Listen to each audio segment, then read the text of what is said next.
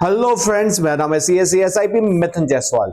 बेटा जी, हम देख रहे हैं OCM के वन शॉट धड़ाधड़ धड़ाधड़ धड़ाधड़ एक के बाद हम सारे के सारे चैप्टर्स के वन शॉट देख रहे हैं, जिसके अंदर हमने उल्टा चालू किया क्योंकि बच्चों को बाद वाले चैप्टर में ज्यादा प्रॉब्लम्स थी, तो हमने पहले डिफिकल्ट चैप्टर को कवर अप किया और वहां से हम उल्टा आते आते हम आ गए हैं चैप्टर नंबर 2 के ऊपर।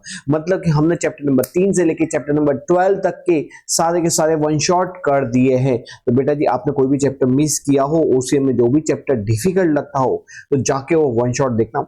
हर एक जहां पे इजी कंसेप्ट है उसको मैंने फटाफट स्पीड से पढ़ाया क्योंकि वहां पे कंसेप्ट की जरूरत नहीं थी। लेकिन जहां पे कंसेप्ट है, जहां पे चाहिए कि हमको उसको कंसेप्ट को अच्छे से समझ आए, उसकी टेक्निकलिटी को समझ सके, मैंने उसको डीपली समझाया हुआ है। तो ये वन शॉट भी है और डीप अंडरस्टैंडिंग भी है, और साथ साथ मैंने आपको याद भी करवा दिया है। तो बेटा जी, आज हम क्या करने वाले, आज हम करने वाले चैप्टर नंबर 2 का वन शॉट। तो विदाउट वेस्टिंग चलते हैं हमारे स्क्रीन के ऊपर। और अगर आपने पहले के वीडियो नहीं देखे हैं तो प्लेलिस्ट के अंदर जाना, OCM प्लेलिस्ट है, वहां पे आपको सारे वन शॉट्स मिल जाएंगे। ठीक है जी, तो आते हैं हमारे चैप्टर नंबर 2 के ऊपर, प्रिंसिपल्स ऑफ मैनेजमेंट। ये भी बच्चों को ऐसा लगता है सर, ये जो प्रिंसिपल्स ऑफ मैनेजमेंट बहुत सारे ऑथर्स के नाम है, बहुत सारे प्रिंसिपल्स है, कंसेप्ट समझ में नहीं आते। तो आज तक ये जो लगता था, अब ये आपको नहीं लगेगा। तो इसको वीडियो को देखना, लास्ट में एंड में मेरे को बताना कि आपको ये वीडियो कैसा लगा। तो देखो बेटा, प्रिंसिपल्स ऑफ मैनेजमेंट मतलब कि ये जो मैनेजमेंट है उसके कुछ प्रिंसिपल्स है। प्रिंसिपल मतलब रूल्स, रेगुलेशन, गाइडलाइंस, क्या है मैनेजमेंट को कंसेप्ट को ध्यान में रख के, मैनेजमेंट को अंडरस्टैंडिंग करने में, उसको इंप्लीमेंट करने में ये प्रिंसिपल्स क्या करते हैं, मदद करते हैं, उसी को बोला जाता है प्रिंसिपल्स। तो देखो बेटा, इट मीन्स, मैंने आपको बताया ये क्या होता है, रूल्स होता है। The principles are required for making comfortable man behaviour in business unit. This principle are called management principle. ये जो प्रिंसिपल है, ये रूल्स है, इसी को क्या बोला जाता है, मैनेजमेंट प्रिंसिपल। ये हम बिजनेस में अप्लाई करते हैं। In a business unit some rules principle are form. देखा, वही बोला कि एक बिजनेस के अंदर रूल्स बनाए जाते हैं, प्रिंसिपल्स बनाए जाते हैं, ताकि हम गोल्स को अचीव कर सके, गोल्स को इजी वे में अचीव कर सके। दिस प्रिंसिपल को वो ही बोला जाता है प्रिंसिपल ऑफ मैनेजमेंट। तो to achieve goal some principles are form, उसी को बोला जाता है principles of management. Simple. Okay जी, the principle of management are not only the rules but also include. ये क्या होता है, सिर्फ और सिर्फ रूल्स नहीं होता, बल्कि जबकि ये अजम्पशंस, ट्रेडिशंस, एक्सपीरियंस के बेस पे बनाया जाता है। As per its execution people got perfect result as well, जिससे कि लोगों को क्या मिलता है, परफेक्ट रिजल्ट मिलता है। दस this principle have become a part of management procedure for the business unit. तो क्योंकि हमको इससे अच्छा रिजल्ट मिलता है, इसलिए ये क्या बन गया है, पार्ट ऑफ मैनेजमेंट प्रोसीजर बन चुका है। The principle of management are detailed and perfect guidelines. ये क्या होता है, एक डिटेल्ड एंड परफेक्ट गाइडलाइंस होती है जो डिसीजन मेकिंग के लिए और उसके इंप्लीमेंटेशन में हमको मदद करती है। अब हम देखते हैं nature of principles of management. तो principle of management are the guideline होती है जो परफॉर्म की जाती है टू परफॉर्म अ टास्क। तो कोई भी टास्क को परफॉर्म करने के लिए गाइडलाइन इशू की जाती है, उसी को बोला जाता है principles of management. Eight the time, घुमा फिरा के एक ही बात हो रही है, लेकिन हमारे कंसेप्ट एकदम क्लियर हो रहे हैं sir. At the time of implementation of different task of management such as planning, मतलब यहाँ पे डिफरेंट टास्क ऑफ मैनेजमेंट कौन कौन सा होता है, planning, organising, direction. It provide guideline. ये जो प्रिंसिपल ऑफ मैनेजमेंट है, ये गाइडलाइन प्रोवाइड करता है किसको, मैनेजर को। किस लिए, for decision making. We can conclude the points are included in the principles of management. तो यहाँ पे ये following points are included in the principles of management. पहला क्या है, यूनिवर्सल एक्सेप्टेंस। ये जो प्रिंसिपल्स है, ऐसा नहीं कि पर्टिकुलर आपको बिजनेस के अंदर particular size of a firm के अंदर मिलेगा, ना ना ना ना। ये कितना ही छोटा से छोटा बिजनेस हो, बड़ा से बड़ा बिजनेस हो, आपको कहीं पे भी हो, आपको ये प्रिंसिपल सब जगह काम करते हैं। The principle of management can be used in almost all the organization. Whatever people work, whenever जहां पे people work together करते हैं, this principle are needed. This application may change according to the size. ये जो है ना, ये size के हिसाब से, nature business के हिसाब से ये flexible होता है, but ये remain useful everywhere. ये क्या होता है, ये फ्लेक्सिबल होता है, ऐसा नहीं कि रिजिड होता है, नहीं जी नहीं। ये the principle of management are not fixed rule, ये क्या होते हैं, चेंज होते रहते हैं as per the situation. The management उसको मॉडिफाई कर सकता है उसकी नीड के हिसाब से। ये जनरल गाइडलाइंस होती है। अब जितनी गाइडलाइंस आपके लिए स्पेसिफिक अप्लाई होती है वो आप अप्लाई करो, जो नहीं होती है उसको आप इग्नोर करो। तो ये क्या होता है, ये जो गाइडलाइन बनाई गई है ये बेस्ड ऑन एक्सपीरियंस है, ये act as a guideline, not strict rules. The problem, क्योंकि जो ऑर्गेनाइजेशन होता है उसकी प्रॉब्लम क्या होती है, differ from organisation to organisation. So management को क्या करना पड़ता है, should use principle according to the situation to get better result based on human behaviour. बेटा जी ये क्या होता है, ये होता है बेस्ड ऑन ह्यूमन के बिहेवियर के ऊपर बेस होता है। The management deals with the people, so this principle affect human behaviour.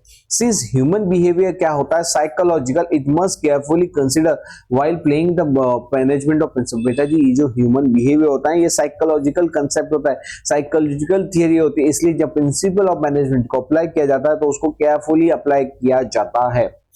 Contingency, principle of management depend on situation to situation. Decision क्या किए जाते हैं, are taken according to the circumstances. For example paying fair wages depend on the factory like employ की need, business की condition.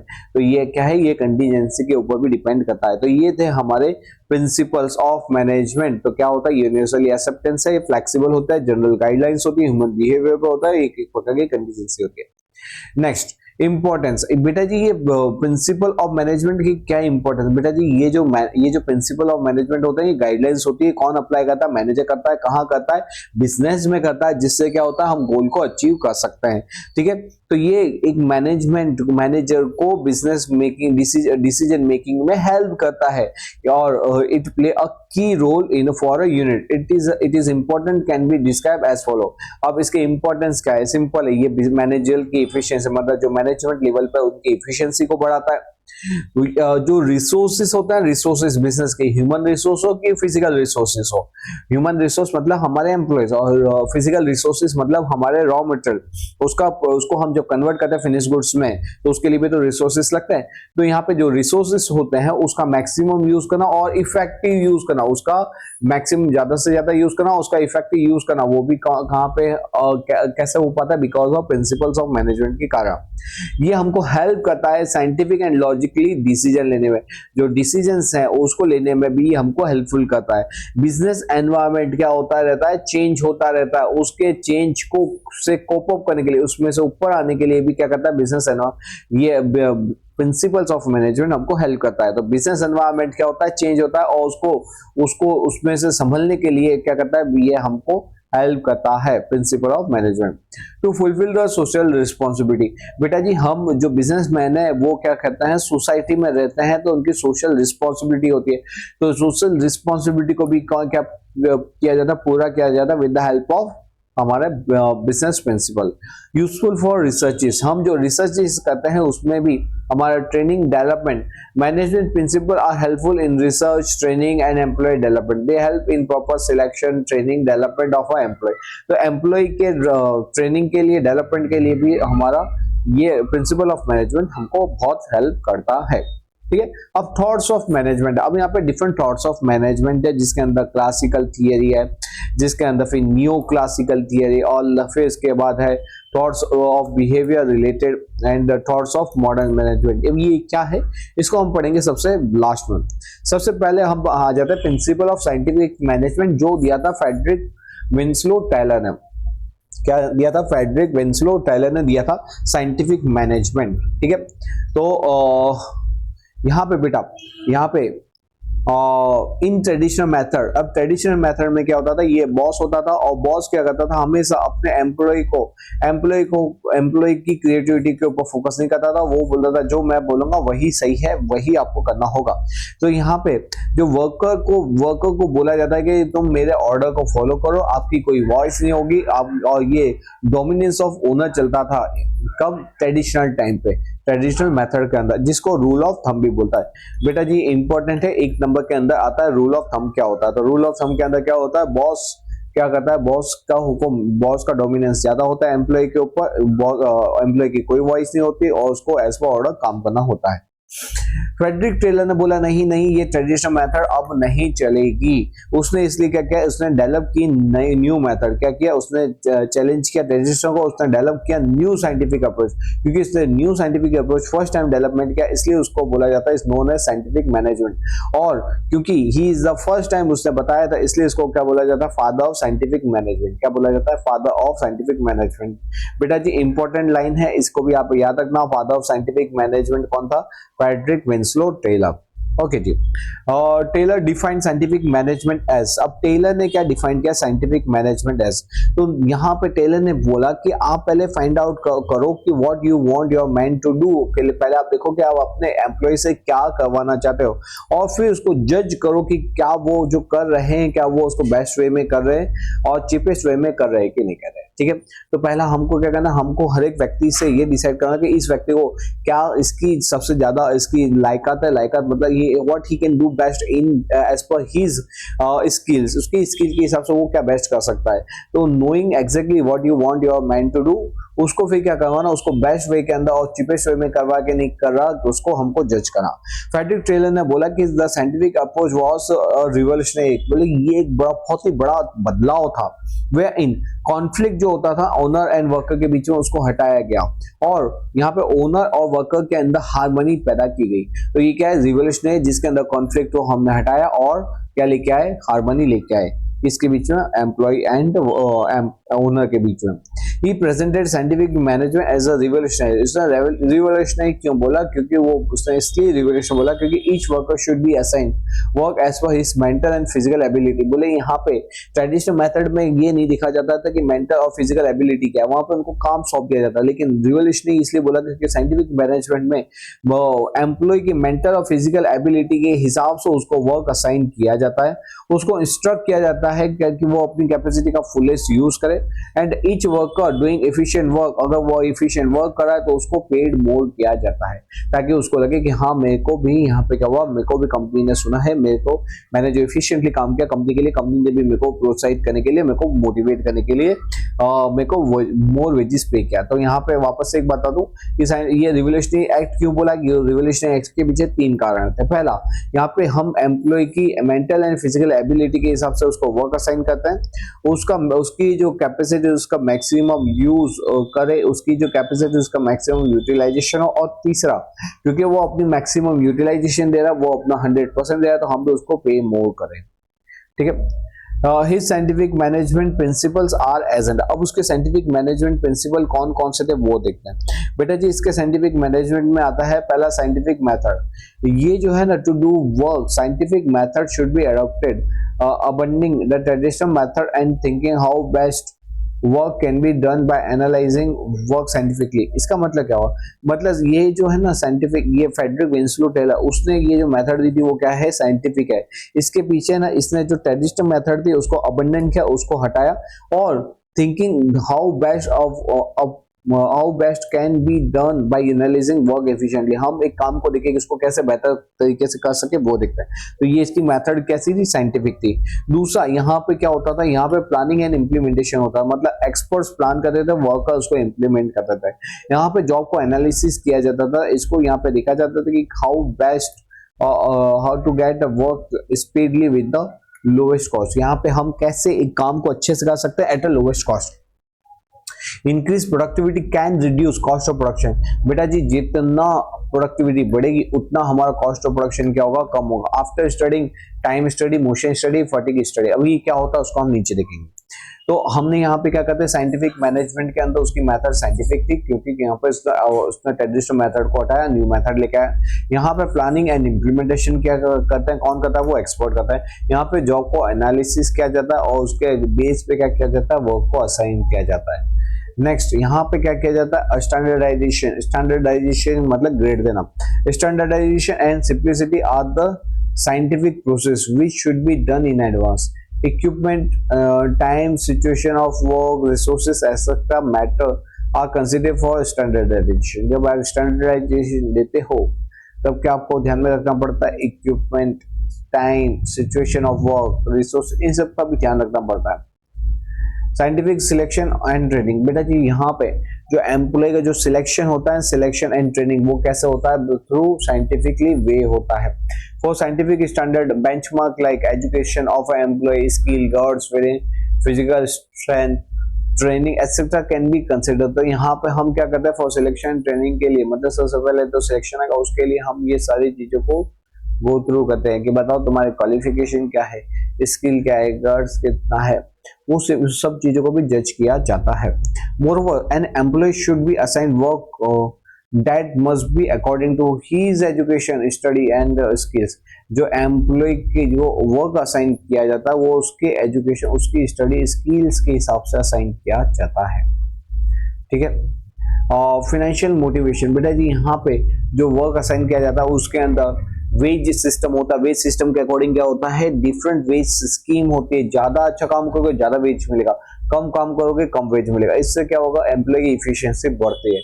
Economical, अगर इसको cost wise देखा जाए ना, कॉस्ट वाइज देखा जाए तो ये भाई ये जो है ना, यहाँ पे डिविजन कम आता है। यहाँ पे cost estimation, cost control method should be consider. यहाँ पे हम cost estimation and cost control करते हैं, जिससे क्या होता है हम यहाँ पे मनी का वेस्टेज नहीं होने देते। मेंटल रिवोल्यूशन, ये तो हमने आगे देख लिया था कि मेंटल रिवोल्यूशन ये एक प्रकार का मेंटल रिवोल्यूशन है जो बिजनेस के अंदर हम चेंजेस लाते हैं वो। ठीक है। नेक्स्ट आ रहा है, नेक्स्ट क्या आ रहा है? Techniques of principle of scientific management. Scientific management की कौन कौन सी टेक्निक्स हैं? अब हम देखते हैं techniques of principles of scientific management. तो they are 3 types of technique: time study, motion study and different wage rate study. बेटा जी इसमें से एक स्टडी तो आती है एग्जाम के अंदर 2 से 3 नंबर के अंदर। What is time study? तो टाइम स्टडी का मतलब होता है हम यहाँ पे कोई भी काम को कितने टाइम में किया जाएगा उसका एक स्टैंडर्ड टाइम डिसाइड करते हैं। यहाँ पे the time study means the scientific study being done for the time required, कि भाई एक काम को करने में कितना टाइम लगेगा for completement of certain part of a task, मतलब एक टास्क को करने के लिए कितना टाइम रिक्वायर्ड है। और फिर क्या करो, फिर आप देखो कि एक्चुअल कितना में टाइम में इसको खत्म किया है। Decide the time is decided to finish this work is called standard time. तो जो टाइम लगेगा कि भाई इस काम को करने में सपोज 60 मिनट्स लगेंगे, तो ये स्टैंडर्ड टाइम हो गया। अब इसको चेक करो कि इसको कितने टाइम में फिनिश किया गया, मतलब एक्चुअल टाइम कितना लगा, और फिर आप उसको क्या करो, उसका देखो कि इसके अंदर कितना डेविएशन आया। और अगर डेविएशन ज्यादा हो तो फिर हमको प्रॉपर स्टेप्स लेने पड़ेंगे ताकि उस डेविएशन को हम रिड्यूस कर सके। तो time study is useful in making optimum use of production equipment and achieving AIIMS timely. ठीक है जी। ओके। मोशन स्टडी का मतलब क्या होता है? बेटा जी यहाँ पे क्या होता है कि यहाँ पे हमको जो मटेरियल है और जो मैन है उनका जो हमारे 2 प्रकार के रिसोर्सेज, फिजिकल रिसोर्सेज एंड हमारे मैन पावर रिसोर्सेज, जब ये मूव होता है ना हियर टू देयर, तो उसमें कितना वेस्टेज हो रहा है उसको हम स्टडी करते हैं। तो मोशन स्टडी का मीन्स होता है the method of removing wastage of resources. हम यहाँ पे वेस्टेज ऑफ रिसोर्सेज, जो रिसोर्सेज का जो वेस्टेज हो रहा है, क्यों? Due to unnecessary and unproductive movement of man and material. Man का मूवमेंट, मटेरियल का मूवमेंट, उसका अननेसेसरी क्या हो रहा है? वो मूवमेंट हो रहा है, अनप्रोडक्टिव मूवमेंट हो रहा है, उसी को हमको क्या करना है? रिमूव करना है। उसी को बोला जाता है motion study. If the study is made when the worker is doing movement at the time of working, मतलब जब वर्कर जब काम कर रहे होते हैं तब उसकी स्टडी की जाती है, और तब हम देखते हैं कि कहाँ पे बिना मतलब का अननेसेसरी अनप्रोडक्टिव मूवमेंट, और उस मूवमेंट को हम रिड्यूस करते हैं। Industrial fatigue of a worker can be reduce by removing wrong process. तो जो भी रॉन्ग प्रोसेस है उसको हम रिमूव कर देंगे जिससे हमारी प्रोडक्टिविटी इंक्रीज हो सके। द मेन ऑब्जेक्टिव क्या होता है? To find out the method by which the result into हमारा मिनिमम वेस्टेज ऑफ रिसोर्सेज होता है एंड उसको इंप्लीमेंट करता है। नेक्स्ट आता है हमारा डिफरेंशियल वेज रेट सिस्टम।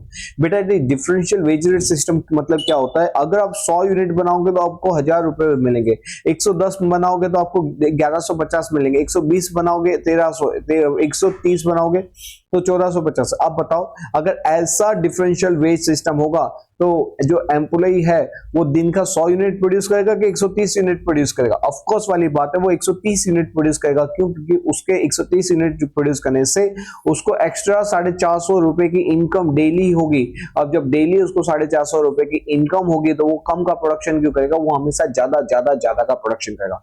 बेटा जितना ज्यादा का वो प्रोडक्शन करेगा उतना ज्यादा उसका सैलरी वेज रेट हाइक होगा। तो बेटा जी वो ज्यादा से ज्यादा प्रोडक्शन करता है।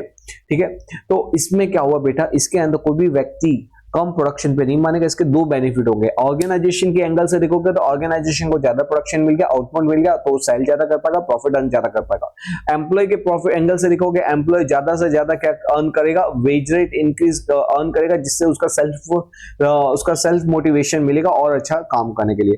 तो इसी को बोला जाता है डिफरेंशियल वेज रेट स्टडी।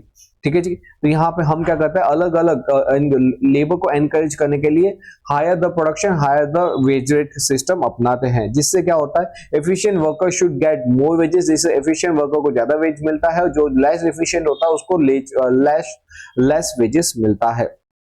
तो ये थे techniques of principle of scientific management. Principle of scientific management की ये 3 टेक्निक है। अब principal of management by Henry Fayol, ऊपर जो था ना वो फ्रेडरिक विंसलो टेलर था। क्या था? Frederick Winslow Taylor. उसने साइंटिफिक स्टडी की खोज की थी, इसलिए उसको फादर ऑफ साइंटिफिक मैनेजमेंट बोला जाता है। अब हमारा हेनरी फेयोल ये भाई साहब कौन थे? ये एक इंजीनियर थे और इंडस्ट्रियलिस्ट थे। उसने एक बुक लिखी थी इंडस्ट्रियल एंड जनरल मैनेजमेंट इन 1916 के अंदर लिखा था। इसने जो इंडस्ट्री में होने वाली जो एक्टिविटीज है ना उसको 6 पार्ट में डिवाइड किया था कि कोई भी एक इंडस्ट्री के अंदर टोटल 6 एक्टिविटीज होती है। तो ये 6 एक्टिविटी कौन सी है? पहला बोला टेक्निकल एक्टिविटी, जहां पे it include machinery and activity related production. दूसरा कमर्शियल एक्टिविटी, जहां पे purchase sale exchange of units होता है। तीसरा होता है फाइनेंशियल एक्टिविटी, जहां पे कैपिटल फंड मेंटेनेंस री इन्वेस्टमेंट जैसी चीजें यूज होती है। मतलब प्रोक्योरमेंट ऑफ कैपिटल, पूरा फाइनेंशियल से रिलेटेड आता है procurement of capital. Commercial activity के अंदर परचेज सेल्स से रिलेटेड आया। टेक्निकल एक्टिविटी के अंदर मशीनरी से रिलेटेड आया।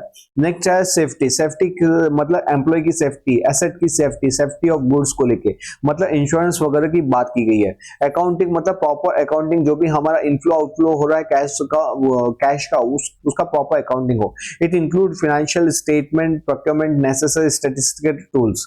नेक्स्ट आता है मैनेजमेंट एक्टिविटीज के अंदर planning, organising, direction, coordination, control वाली चीजें आती है। तो टोटल हमारी जो इंडस्ट्रियल एक्टिविटी होती है वो 6 भाग में डिस्ट्रीब्यूट होती है। तो management principle of Henry Fayol क्या है?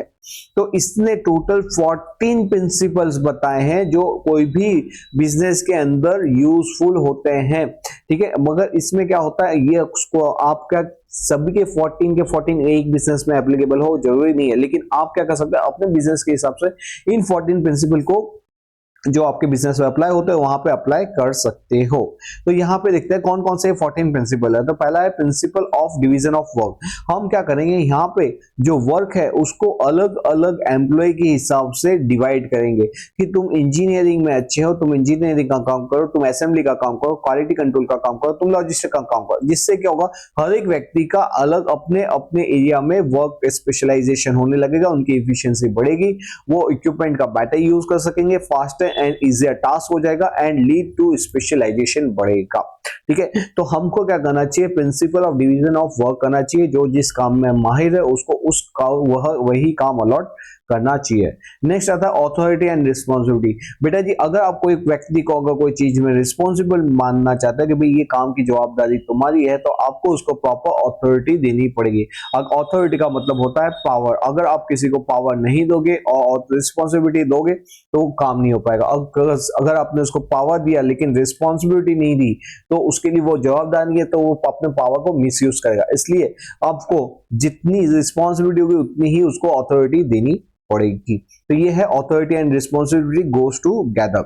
नेक्स्ट आता है डिसिप्लिन। डिसिप्लिन का मतलब क्या होता है, एक कोई भी इंडस्ट्री के अंदर, ऑर्गेनाइजेशन के अंदर सबसे इंपॉर्टेंट होता है रूल्स एंड रेगुलेशन।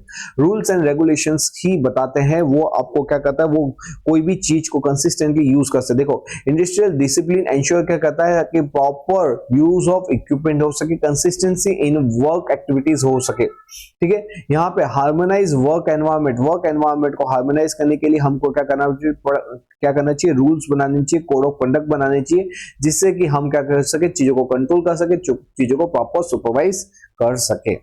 नेक्स्ट आता है principle of unity of command. बेटा जी यूनिटी ऑफ कमांड, अब एक एम्प्लॉय के अगर दो माथे वाले बॉस होंगे, मतलब एक बॉस ये और एक बॉस ये, मतलब कि एक एम्प्लॉय को दो ऑर्डर सुनने को मिले तो क्या होगा, ये बॉस बोलेगा ये वाला काम कर, वो बोलेगा नहीं तू ये वाला काम कर, नहीं तू ये वाला काम कर, नहीं तू ये वाला काम। अरे मैं करूँ तो करूँ क्या। तो यहाँ पे मल्टी कमांड नहीं आने चाहिए। Principal of unity of command बोलता है कि यहाँ पे आपको जो यूनिटी ऑफ कमांड है सिर्फ और सिर्फ एक ही से आना चाहिए। अगर डबल जगह से कमांड आएंगे तो क्या होगा, कंफ्यूजन होगा, लेक ऑफ डायरेक्शन, किसको फॉलो करो, किसे डिवाइड लॉयल्टी, अनट्रेंड ऑथोरिटी। तो यहाँ पे क्या होता है, अनट्रेंड ऑथोरिटी, यहाँ पे ऑथोरिटी का मालूम नहीं पड़ेगा, चेयर्स होगा, इनडिसिप्लिन बढ़ते जाएंगे। लेकिन वहीं पे बेटा जी कमांड अगर एक जगह से आने लगा तो हमको प्रॉपर डायरेक्शन मिलेगा, अकाउंटेबिलिटी हमारी डिसाइड होगी, डिसिप्लिन एंड ऑर्डर बढ़ेगा, यूनिफाइड एफर्ट होंगे, हार्मनी इन वर्क होगा। तो यही बोलता है principle of unity of command. तो principle of unity of command हमारे क्या है कि यहाँ से हमारे दो लोगों से कमांड नहीं आना चाहिए, वो एक ही व्यक्ति से आना चाहिए। नेक्स्ट आता है unity of direction. Unity of direction का मतलब क्या होता है बेटा जी, यूनिटी ऑफ डायरेक्शन का मतलब होता है कि एक ऑर्गेनाइजेशन के अंदर डिफरेंट टास्क होते हैं। ठीक है, तो डिफरेंट टास्क के लिए एक ही प्लान बनाया जाए और उसका एक ही लीडर उसको लीड करे। अगर क्या वो डिफरेंट टास्क के लिए डिफरेंट प्लान बनाया जाए और उसके लिए डिफरेंट लीडर होंगे, दो या उससे ज्यादा लीडर होंगे, तो कभी भी वो प्लान सक्सेसफुल नहीं हो पाएगा। तो अलग अलग टास्क के लिए सिर्फ एक ही प्लान होना चाहिए और उसका एक ही लीडर होना चाहिए। वो ही लीडर सभी को गाइड करेगा कि कैसे काम को आगे बढ़ाना है। तो यूनिटी ऑफ डायरेक्शन का मतलब एक व्यक्ति से डायरेक्शन। यहाँ पे फोकस किसके लिए होता है, टास्क, वन डिफरेंट टास्क लेकिन वन प्लान और वन लीडर। ठीक है, यूनिटी ऑफ डायरेक्शन और यूनिटी ऑफ कमांड के अंदर क्या डिफरेंस है वो ध्यान रखना, बच्चों को मालूम नहीं पड़ता। यूनिटी ऑफ कमांड के अंदर बोला जाता है कि जो आपका बॉस होगा, जो आपको डायरेक्शन दे रहा है, जो आपके ऊपर कमांड दे रहा है कि ये करो ये मत करो, ऐसी चीजों को करो, वो सिर्फ और सिर्फ एक ही व्यक्ति होना चाहिए। यूनिटी ऑफ कमांड, क्योंकि यहाँ पे यूनिटी ऑफ डायरेक्शन के अंदर कि डिफरेंट टास्क को करने के लिए देखो this visual shows that unity of direction के अंदर क्या होना चाहिए, डिफरेंट टास्क लेकिन one plan and one leader, one plan one leader होना चाहिए। जैसे कि देखो in a factory all production activities such as purchasing raw material, manufacturing, quality control are carried out by one production manager and follow one production plan। मतलब एक manager मतलब एक leader हुआ, उसका एक प्लान हुआ और ये डिफरेंट एक्टिविटीज हुई। तो डिफरेंट एक्टिविटीज के लिए एक ही मैनेजर होगा और एक ही उसका प्लान होगा to achieve the target output. समझ गए? ओके बेटा जी, तो यहाँ पे direction should come from one superior authority. ये तो ठीक है, ये तो यूनिटी ऑफ कमांड में भी था, लेकिन रुको, this make easier to coordinate all task, ताकि यहाँ पे सारे टास्क को कोऑर्डिनेट किया जा सके। One group of employ should work together under the authority of single purpose. यहाँ पे एक ही पर्पस, वन ऑब्जेक्ट होना चाहिए, वन प्लान होना चाहिए। वो प्लान के वन प्लान क्या कर, अगर सपोज दो प्लान है तो दोनों प्लान को मेंटेन कैसे करोगे, हार्मनी नहीं होगी, केओस होंगे। इसलिए हमारा जो क्या होना चाहिए, वन प्लान होना चाहिए, वन ऑब्जेक्ट होना चाहिए, वन लीडर होना चाहिए और डिफरेंशियल टास्क के लिए वन प्लान या तो one object and one leader होना चाहिए। ठीक है जी, ओके समझ गए। Next subordination of individual interest to the general interest. बेटा जी यहाँ पे क्या होता है, यहाँ पे जो मैनेजमेंट का इंटरेस्ट है और जो इंडिविजुअल का इंटरेस्ट है उसके अंदर हार्मनी होनी चाहिए। If there is no common harmony, क्या होगा, तो उसके अंदर कॉन्फ्लिक्ट पैदा होगा। क्या होगा, कॉन्फ्लिक्ट पैदा होंगे। Management is a team activity, so coordination between people and the department is essential. The organisation common interest is more important than the individual and group interest. तो सबसे प्राइम इंपॉर्टेंस किसको दिया जाना चाहिए, सबसे प्राइम इंपॉर्टेंस दिया जाना चाहिए ऑर्गेनाइजेशन के इंटरेस्ट को, उसके बाद इंडिविजुअल एंड ग्रुप इंटरेस्ट आता है। रेम्युनेशन और ऑफ पर्सन है, बेटा जी ये सबसे इंपॉर्टेंट होता है कोई भी ऑर्गेनाइजेशन के अंदर, जहां पे अगर कोई अच्छा काम कर रहा तो उसको अलग अलग बोनसेस दिए जाना चाहिए, प्रॉफिट शेयर देना चाहिए, उसका वर्क परफॉर्मेंस बेस दिया जाना चाहिए, सॉरी, उसकी सैलरीज राइज होनी चाहिए। तो यहाँ पे क्या होता है, अगर ये सब एक्टिविटीज हुआ तो वो क्या होगा, वो अच्छे से एम्प्लॉय जो होगा वो और भी अच्छे से काम करेगा।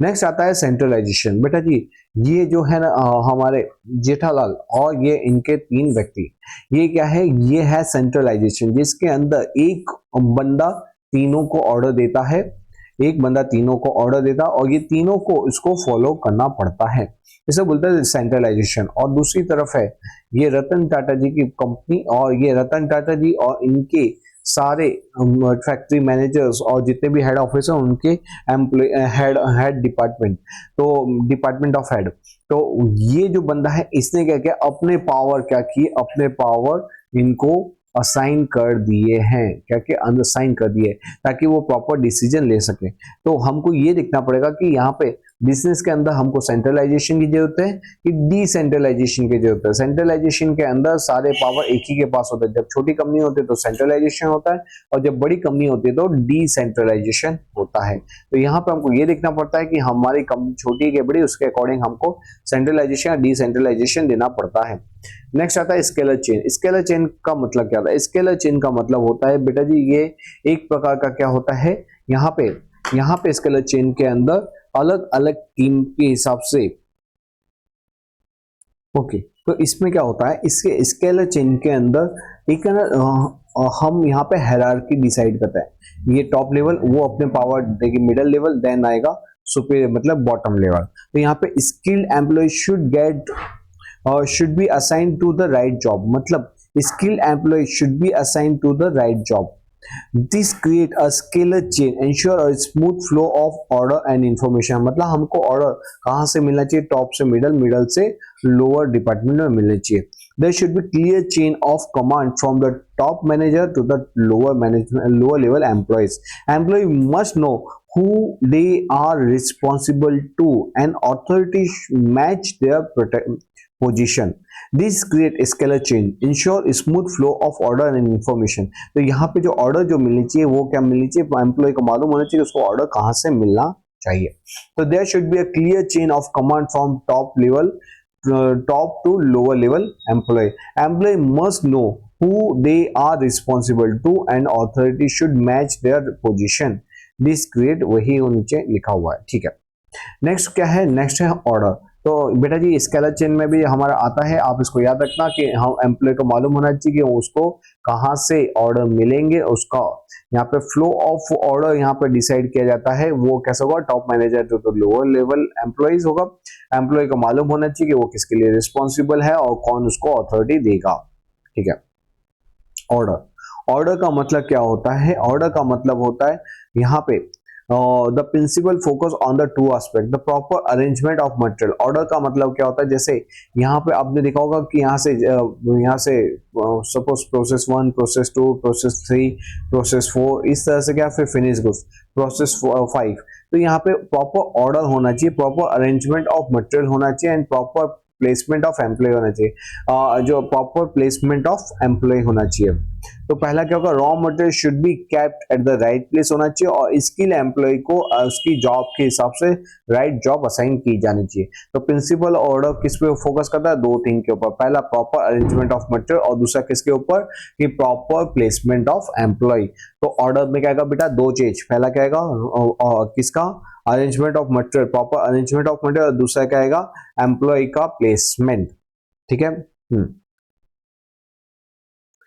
और फिर आता है principle of equality. Principle of equality क्या है बेटा जी? ट्रेडिशनली क्या चलता था, यहाँ पे जो बॉस होता था, लीगल एंड ट्रेडिशनल वे क्या था, वो एम्प्लॉय को उसके गुलाम समझते थे। यहाँ पे रिजिड रूल्स थे, फॉर्मलाइजेशन था, हायरार्की, लीगलिस्टिक अप्रोच। मतलब क्या था कि यहाँ पे उसको रूल ऑफ थंब की तरह उसकी कोई क्रिएटिविटी के ऊपर फोकस नहीं किया जाता, तो उसके जो एंथुजियाज्म को हमेशा दबाया जाता था, उसकी क्रिएटिविटी को दबाया जाता था। लेकिन असली लीडर वो नहीं होता जो लोगों को दबाए, असली लीडर वो होता है जो सबको साथ में लेके चले। तो यहाँ पे तो हमारा एम्प्लॉय क्या होना चाहिए? They should be like this. वो प्रैक्टिकल अप्रोच होना चाहिए, उसमें faithfulness, empathy, equality, position attitude होना चाहिए, पॉजिटिव एटीट्यूड होना चाहिए, पोजीशन एटीट्यूड नहीं। तो प्रिंसिपल ऑफ इक्वालिटी का मतलब क्या है? Employ are the part of manager system. Manager system में एम्प्लॉय उसके पार्ट होते हैं। Since the employ are the human है, तो practical approach should be adopted to handle them. तो उनको हैंडल करने में प्रैक्टिकल अप्रोच हमको हैंडल करना चाहिए। Superior should behave appropriately and uniformly while taking work from them. तो जो सुपीरियर होता है उनको प्रॉपर बिहेव करना चाहिए उनसे काम निकलवाने के अंदर। Effort should be made to establish equality in the unit by informal way instead of legal and traditional way। तो उसको informal and legal and traditional way की जगह क्या करना चाहिए? प्रॉपर इक्वालिटी देनी चाहिए, यहाँ पे इनफॉर्मल वे यूज करना चाहिए। ठीक है। Behaviour of employ is based on the faithfulness, attitude and uniformity and justice. तो ये जो बिहेवियर ऑफ एम्प्लॉय क्या होता है, इन सब के ऊपर डिपेंड करता है। नेक्स्ट आता है स्टेबिलिटी ऑफ पर्सनल टेन्योर। हमारे जो एम्प्लॉय है जितने ज्यादा वो बिजनेस के अंदर रहेंगे उतना ज्यादा क्या होगा, उतना हमको ट्रेनिंग और डेवलपमेंट कम करना देना पड़ेगा, उतना ज्यादा वो, क्योंकि वो बिजनेस के सारे इफ्स एंड बट्स समझते हैं, वो सारे इफ्स एंड बट्स जानते हैं, और जिससे क्या होता है कोई भी प्रॉब्लम को इजीली हैंडल कर पाते हैं। तो जो परमानेंट एम्प्लॉय होते हैं they are the valuable assets होते हैं। अगर जितना ज्यादा वो कंपनी के अंदर रहेंगे उतना ज्यादा क्या होगा, कंपनी इजीली गोल अचीव कर सकेगी। उनका जो एक्सपीरियंस होता है वो प्रोडक्टिविटी को इंक्रीज करता है और लेबर टर्नओवर को रिड्यूस द लेबर टर्नओवर करता है। अरेंजमेंट लाइक प्रमोशन देना चाहिए, उनको ट्रेनिंग देना चाहिए, और जिससे क्या होता है एम्प्लॉय परमानेंटली हमारे यहाँ पे रहे, हमारी कंपनी के अंदर रहे। तो ये क्या है? Stability of personal. तो पर्सनल टेन्योर मतलब लेबर टर्नओवर जितना कम से कम हो, हमारे जो एम्प्लॉय हमारी कंपनी के अंदर ही काम करे। नेक्स्ट है सेकंड लास्ट आ रहा है इनिशिएटिव। ये भी बेटा इंपॉर्टेंट है। इनिशिएटिव का मतलब क्या होता है? अगर हमारे जो एम्प्लॉय है उसमें से कोई, अगर एम्प्लॉय पर्टिकुलर एम्प्लॉय कोई काम के लिए आगे बढ़ के हिस्सा ले रहा है तो उसके इस इनिशिएटिव्स को हमको प्रोत्साहित करना चाहिए। वी शुड मोटिवेट हिम कि उसने ये कदम उठाया, इसने ये बाकी लोगों के दिमाग में जो चीज नहीं है, इसने ये चीज को आगे बढ़ के इस प्रॉब्लम को सॉर्ट आउट किया।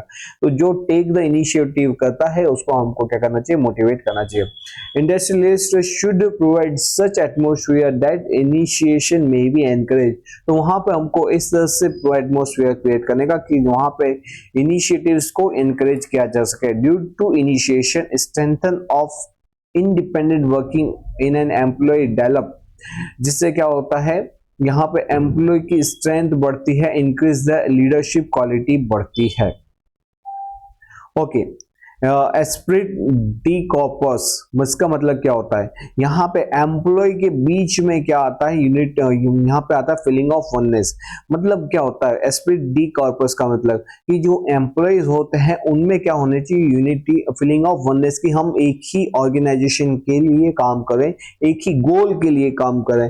तो सक्सेस ऑफ बिजनेस किसके ऊपर डिपेंड करता है? Relationship between manager and employ. Manager should promote team work को प्रमोट करना चाहिए। Sense of unity among the employ के बीच में सेंस ऑफ यूनिटी हो वैसा उसको एनकरेज करना चाहिए।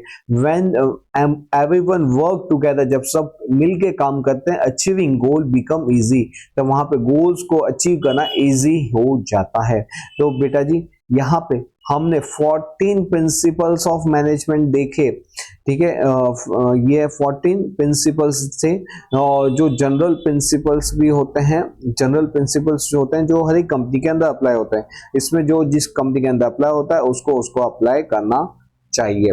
ठीक है। तो ये जो 14 प्रिंसिपल किसने दिया था? Henry Fayol. किसने दिया था? हेनरी फेयोल ने दिया था 14 प्रिंसिपल। पहला वाला क्या था? Principle of division of work. तो यहाँ पे काम का डिवीजन होना चाहिए ताकि सभी का स्पेशलाइजेशन बढ़े और काम अच्छे से हो सके। प्रॉपर अथॉरिटी दोगे तो रिस्पॉन्सिबिलिटी भी प्रॉपर मिलनी चाहिए, और अगर रिस्पॉन्सिबिलिटी मिली है तो प्रॉपर अथॉरिटी भी देनी चाहिए। डिसिप्लिन का मतलब हो गया रूल्स एंड रेगुलेशन। यहाँ पे हर ऑर्गेनाइजेशन में क्या होना चाहिए? रूल्स एंड रेगुलेशन होना चाहिए। नेक्स्ट है यूनिटी ऑफ कमांड। ये जो कमांड दो जगह से कमांड नहीं आना चाहिए, उसको सिंगल व्यक्ति से ही कमांड आना चाहिए, तो काम और ज्यादा से ज्यादा स्पीड से होगा। नेक्स्ट आता है यूनिटी ऑफ डायरेक्शन। यहाँ पे बेटा जी डिफरेंट टास्क के लिए एक ही प्लान होना चाहिए, एक ही ऑब्जेक्ट होना चाहिए, और उसके लिए एक ही लीडर होना चाहिए। ठीक है। फिर उसके बाद सबऑर्डिनेशन ऑफ इंटरेस्ट। यहाँ पे ऑर्गेनाइजेशन का इंटरेस्ट प्राइम होना चाहिए as compare to individual and group का इंटरेस्ट। फिर जो पर्सनल होते हैं, जो एम्प्लॉयज, पर्सनल मतलब एम्प्लॉयज को प्रॉपर रेम्युनेशन मिलना चाहिए, proper cash bonuses, profit sharing, performance incentives वगैरह मिलने चाहिए। सेंट्रलाइजेशन का मतलब जब टीम छोटी होती है तो उसको एक ही व्यक्ति को तीनों व्यक्तियों को एक ही व्यक्ति से ऑर्डर मिलता है, उसको बोलते हैं सेंट्रलाइजेशन। मगर डिसेंट्रलाइजेशन मतलब क्या होता है? जब कंपनी बड़ी होती जाती है तो फिर हम क्या करते हैं? डिसेंट्रलाइजेशन करते हैं। डिसेंट्रलाइजेशन के अंदर जो पावर एंड रिस्पॉन्सिबिलिटी होती है वो डिस्ट्रीब्यूट हो जाती है अमॉन्ग एम्प्लॉइज।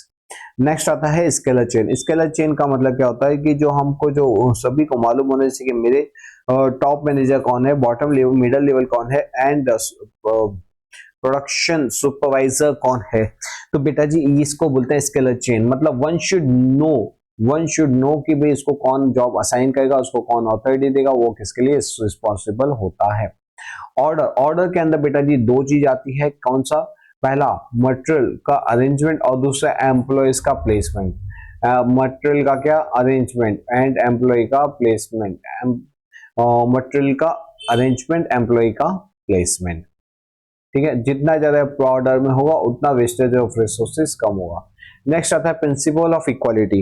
इक्वालिटी का मतलब क्या है कि हमको ये जो बॉस होगा ये ट्रेडिशनल लाइक रूल और थंब की तरह फॉलो नहीं करना चाहिए। ये लोगों को क्योंकि ये ह्यूमंस होते हैं, उनके अंदर फीलिंग्स होती है, इसलिए उनको साथ मिलके काम करना चाहिए, ना कि इनके ऊपर क्या करना चाहिए, उनके ऊपर अपने ऑर्डर थोपने चाहिए। तो बेटा जी एक जो मैनेजर होता है वो कैसे, वो ये फीलिंग ऑफ ये जो इक्वालिटी देनी चाहिए हर एक एम्प्लॉय की क्रिएटिविटी को, इसको एनकरेज करना चाहिए। ठीक है। जिससे क्या होता है? जिससे लोगों के अंदर फेथफुलनेस बढ़ता है, एम्पैथी बढ़ती है, इक्वालिटी बढ़ती है, पॉजिटिव एटीट्यूड आता है। नेक्स्ट हमने देखा कि स्टेबिलिटी ऑफ पर्सनल ट्रेनर। जितना पर्सनल क्या होगा अब हमारी कंपनी में रहेगा, जितना लेबर टर्नओवर कम होगा उतना ज्यादा क्या होगा? प्रोडक्शन ज्यादा होगा, वेस्टेज ऑफ रिसोर्सेज कम होता है। Next initiative. अगर कोई व्यक्ति अगर आगे से बढ़ के कोई काम कर रहा है, कोई चीज को इनिशिएट कर रहा है, तो उसको हमको क्या करना चाहिए? एनकरेज करना चाहिए ताकि और अच्छे से काम कर सकें। Last Spirit D corpus. इसके अंदर क्या दिखा हमने? इसमें दिखा फीलिंग ऑफ वननेस। यहाँ पे एज अ मैनेजर उसको फीलिंग ऑफ वननेस पैदा करने की अमॉन्ग द स्टाफ कि भाई हम सब एक ही ऑब्जेक्ट के लिए, एक ही मकसद के लिए काम कर रहे हैं। ठीक है। ये मैंने आपको फटाफट 2 बार इसका रिवीजन करवा दिया। नेक्स्ट अब आते हैं हम पीटर एफ ड्रकर। इसके ऊपर एमसीक्यू होता है। मैनेजमेंट बाय ऑब्जेक्टिव किसने लिखा था, किसने कंसेप्ट दिया था? तो ये दिया था पीटर एफ ड्रकर। यहाँ पे पीटर एफ ड्रकर के अंदर क्या होता है? ओ मैनेजमेंट बाय ऑब्जेक्टिव। क्या ड्रंक क्या है? क्या ड्रंक करके आया है क्या? मतलब ओ का मतलब ऑब्जेक्टिव, मैनेजमेंट बाय ऑब्जेक्टिव। ये प्रिंसिपल किसने दिया था? पीटर एफ ड्रकर ने दिया था। ठीक है। तो यहाँ पे contribution of Peter F Drucker in the field of management में क्या है? तो उसने एक तो बताया एमबीओ, मैनेजमेंट बाय ऑब्जेक्टिव। दूसरा इसने दिया है self regulations are the main, principle of self regulation are the main. He says that there should be uniformity in the aim of employ के एम में यूनिफॉर्मिटी होना चाहिए। The managers for achievement of aim and manager for achievement of aim. यहाँ पे देखो uniformity in the aim of employ and manager for, मतलब manager का aim हो, मतलब individual as manager as organisation level पे सोचेगा और एम्प्लॉय इंडिविजुअल लेवल पे सोचेंगे।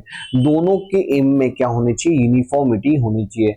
The contribution lies in the human resource management HRM, marketing management, stress management. तो इनका कंट्रीब्यूशन किस तीन चीज में, HRM, marketing management and stress management. Hence Peter F Drucker को और क्या बोला जाता है, फादर ऑफ मॉडर्न मैनेजमेंट। क्या बोला जाता है, फादर ऑफ मॉडर्न मैनेजमेंट। बेटा अगर फादर ऑफ वो मॉडर्न मैनेजमेंट बोलेंगे तो क्या आएगा, पीटर एफ ड्रकर, ठीक है। लेकिन scientific father of scientific management बोलेंगे तो क्या आएगा, तो हमारा आएगा विंस्लो टेलर, ठीक है, विंस्लो टेलर। ओके जी। और इसके बाद हमने बेटा जी एक पॉइंट छोड़ दिया था, उस पॉइंट को अब मैं आपको कवर अप करवा देता हूं, तो आपको ये चैप्टर भी खत्म हो जाएगा। तो ये वाला पॉइंट क्या था, हमारे thoughts, different thoughts of management. बच्चे वो टॉपिक को छोड़ देते हैं कि सर ये तो करना ही नहीं, अरे सबसे सिंपल टॉपिक है थॉट्स ऑफ मैनेजमेंट, कोई नहीं, सब पूरे चैप्टर की समरी है, इसलिए तो हमने उसको सबसे लास्ट में रखा है। जो भी आपने अब तक जो सीखा वो सब किस में आएगा, वो सब यहाँ पे आएगा। तो थॉट्स ऑफ क्लासिकल थियरी, कौन सी पहली theory, thoughts of classical theory. यहाँ पे क्लासिकल थियरी मतलब ट्रेडिशनल थियरी, तो यहाँ पे ये थियरी कब तक चलती थी, टिल 19th सेंचुरी तक ये थॉट्स ऑफ क्लासिकल थियरी चलती थी, जिसको दिया किसने था, theory of Frederick Taylor, Max Weber, Gilbreth, Henry Gantt and Henri Fayol, इन्होंने दिया था। फ्रेडरिक टेलर की अप्रोच क्या था, फ्रेडरिक टेलर ने साइंटिफिक मैनेजमेंट, अब ये साइंटिफिक मैनेजमेंट में तो हम डिटेल में पढ़ चुके हैं, तो बस जो भी आपने साइंटिफिक मैनेजमेंट के बारे में पढ़ा था वो उसके अंदर जो टेक्निक्स पढ़ी थी, टाइम स्टडी, मोशन स्टडी, फिर टाइम स्टडी, मोशन स्टडी, उस आपकी डिटेल यहाँ पे लिख देने के, डिफरेंट वेजेस स्टडी, वो सब यहाँ पे लिख देने का, ठीक है। तो वही यहाँ पे लिखा हुआ है, ठीक है। और यहाँ पे हमने क्या क्या था, प्रोग्रेसिव वेज सिस्टम, फिर साइंटिफिक डिस्ट्रीब्यूशन ऑफ टास्क, इसको हमने जो आपके साइंटिफिक मैनेजमेंट थियरी थी ना वही यहाँ पे लिख दो। हेनरी फुएल ने क्या किया था, general principle 6 management 6 different task of business unit, मतलब हमने एक बिजनेस यूनिट के अंदर 6 टास्क में डिस्ट्रीब्यूट करते हैं, वो भी यहाँ पे बता देने का, मतलब यहाँ पे मोटा मोटी कुछ नहीं करना हमको, जो पीछे आगे जो हमने पढ़ा हुआ वही कंसेप्ट को यहाँ पे चेप देना है, ठीक है। ये प्रिंसिपल हमारे यूनिवर्सल होते हैं, ये गाइडलाइन होती है to perform the duty at a different level. Next आता है थॉट्स ऑफ न्यू क्लासिकल। देखो बेटा जी न्यू क्लासिकल, देखो वो था क्लासिकल, क्लासिकल मतलब बहुत पुरानी, और न्यू क्लासिकल मतलब न्यू थियरी। ये किसने थी, एल्टन मायो। तो मायो का मतलब कि my new theory, my new theory, ठीक है। तो माय से आपको याद रहेगा, माय मतलब मायो, एल्टन मायो, और न्यू क्लासिकल थियरी किसने दी थी, यहाँ पे एल्टन मायो ने दी थी। तो एल्टन मायो ने क्या बोला, एल्टन मायो ने बोला था कि that the thought of new classical his theory ने एम्फसाइज करी थी upon the behaviour approach and the group behaviour of a management. They additionally were made a thoughts of neoclassical theory like informal organisation, informal organisation के बारे में बताया, human behaviour, human relation, inspiration etcetera के बारे में बताया, ठीक है जी। तो ये क्या है, in a branch of thoughts of new classical theory, human relation and human behaviour thoughts, social mechanism thought and social arrangement thought are the main. Next आता है थॉट्स ऑफ बिहेवियर रिलेटेड। अब बिहेवियर रिलेटेड के अंदर क्या आता है, यहाँ पे हमने क्या किया, यहाँ पे स्टडी की द इंटर ह्यूमन रिलेशन को लेके, क्या study of inter human relation. बेटा जी यहाँ पे प्रोफेसर उर्विक ने क्या बोला, उर्विक से याद आया, उर्विक ने बोला you are weak, URWIK weak, you are weak without your employ. क्या, you are weak without your employ, ऐसा आपको याद रख लेने का। क्यों मैंने ऐसे बोला, क्योंकि ये नाम है Urwick, you are weak without your employ नहीं, इसने फोकस करता है एम्प्लॉय के ऊपर। मतलब you manage your man and your man manage rest of all, मतलब आप अपने आदमियों को मैनेज करो, वो बाकी सब हैंडल कर लेंगे, ठीक है। तो the main point of management task is a human behaviour and human relation, hence the behaviour related thought emphasis on job satisfaction, increase efficiency of employee by psychological observation. तो यहाँ पे हम क्या करते हैं, हम यहाँ पे जॉब सेटिस्फैक्शन देते हैं, हम यहाँ पे इफिशियंसी बढ़ाते हैं, ताकि क्या होता है, ताकि लगता है कि नहीं ये कंट्री बहुत अच्छी है, सॉरी ये जो बिजनेस है, ये जो बिजनेस के लोग हैं बहुत अच्छे हैं। और क्या होता है कि जब आप अपने एम्प्लॉय को हैंडल करते हो तो एम्प्लॉय ऑर्गेनाइजेशन के सारे प्रॉब्लम को हैंडल कर लेते हैं। The concept like inter human relation, motivation, leadership, information, communication process, disposal of industrial dispute, ये सारी चीज यहाँ पे इंक्लूड हो जाती है। लिमिटेशन क्या है इस सिस्टम, इस चीज की, तो इसके लिमिटेशंस हैं कि ये एक साइकोलॉजिकल कंसेप्ट है। और दूसरा